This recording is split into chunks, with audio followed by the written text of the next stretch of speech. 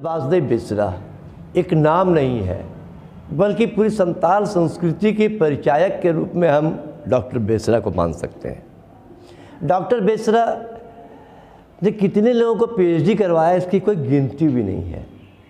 वो अपने आप में एक सरस्वती पुत्र कह सकते हैं उनको। वो संताली हो, बंगला हो, इंग्लिश हो, किसी भी भाषा पर ऐसा अधिकार शायद हमने किसी को अब तक नहीं देखा।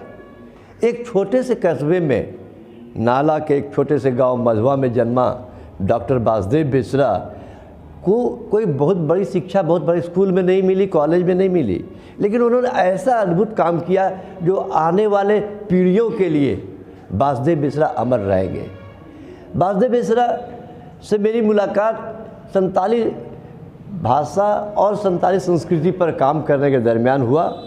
मैं भी पीएचडी किया भागलपुर विश्वविद्यालय से। मेरा टॉपिक था Santal unrest in Santal Pargana post independence.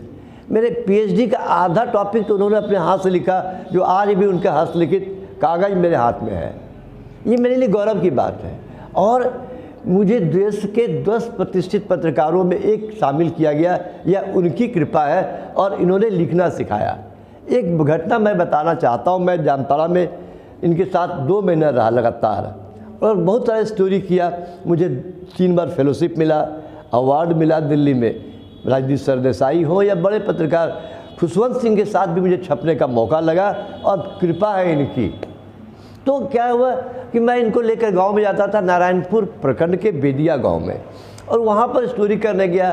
तो इन्होंने कहा कि चलो मेरे साथ, तो हम इनके साथ गए और वहाँ पर जो लिखा, फिर हमने जो लिखा इनको दिखाया। बोले ऐसा तो लिखा, तुम्हें सिखाया नहीं, तुमने लिखा कैसे? और हमने क्या किया, उसमें कोई छेड़छाड़ नहीं किया। उनकी बातों को सेम जो हमने जिससे बात की थी, जो पात्र से बात किया था, हमारा पीएचडी का काम भी था और फेलोशिप का भी काम था। उसी दरमियान जब मैंने कहा, हमने एक बात किया, एक सीता हंसदा थी जामताड़ा नारायणपुर की।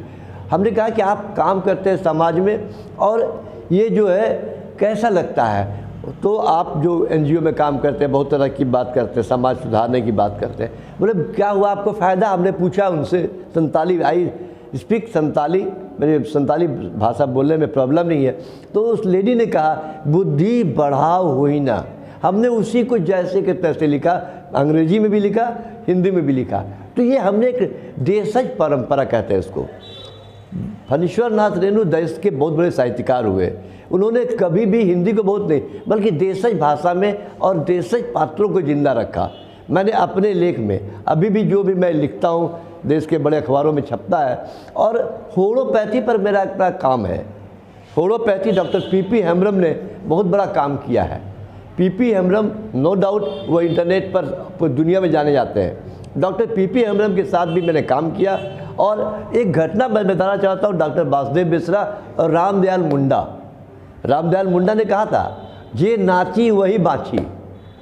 संताल संस्कृति, आदिवासी संस्कृति में नाच, नृत्य, गीत का महत्व है। जो नाचेगा, जो समाज नाचेगा, उत्सव मनाएगा, खुशी मनाएगा, वही बचेगा। क्योंकि आदिवासी प्रकृति प्रेमी होते हैं, प्रकृति पूजा ही उनकी पूजा है। और ऐसे में आदिवासी रामदयाल मुंडा और वासुदेव बेसरा और मैं कड़हल बिल में गए थे किसी कार्यक्रम में। अब हमारे इनकी गाड़ी का, रामदयाल मुंडा की जीप थी, तेल खत्म या कुछ खराबी आ गई। हम लोग तीनों मिलकर ठेल रहे हैं। रामदयाल जी की ड्राइवर है, वासुदेव बेसरा और हम लोग ठेलने वाले में हैं। ये अद्भुत जीव है, पहाड़ पर्वत जहाँ भी है। और मुझे एक सबसे दुखद बात क्या लगा, मुझे नेशनल अवार्ड और नेशनल सर्टिफिकेट मिलने वाला था। इनको बोल कर मैं गया था 11 फरवरी को, मैं दिल्ली जा रहा हूँ और आऊँगा, आपको समर्पित कर दूँगा अपना सर्टिफिकेट। आप ही की कृपा से यहाँ तक पहुँचाऊँ। उन्होंने कहा कि तुम लौट कर आओ और हम तुम्हारा इंतजार करेंगे। और ये लगातार फ़ोन से दिल्ली से मेरे से संपर्क में थे। और जब मैं आया, ठीक 13 तारीख की रात 12-1 बजे जब भी आया, फिर सुबह मैं मिलने गया तो ये खबर सुनी। ये मेरे लिए पर्सनल लॉस है। वासुदेव बेसरा का जाना मेरे लिए पर्सनल लॉस है। और वो सर्टिफिकेट मुझे याद है कि मैं सीधे मधवा गया और उनके पार्थिव शरीर पर अपना सर्टिफिकेट रखा। यह मेरे लिए एक सेंटिमेंटल विषय है, पर्सनल। तो ये इस तरह से आदिवासियों की संस्कृति, उनकी सभ्यता के बारे में मैंने बहुत कुछ लिखा।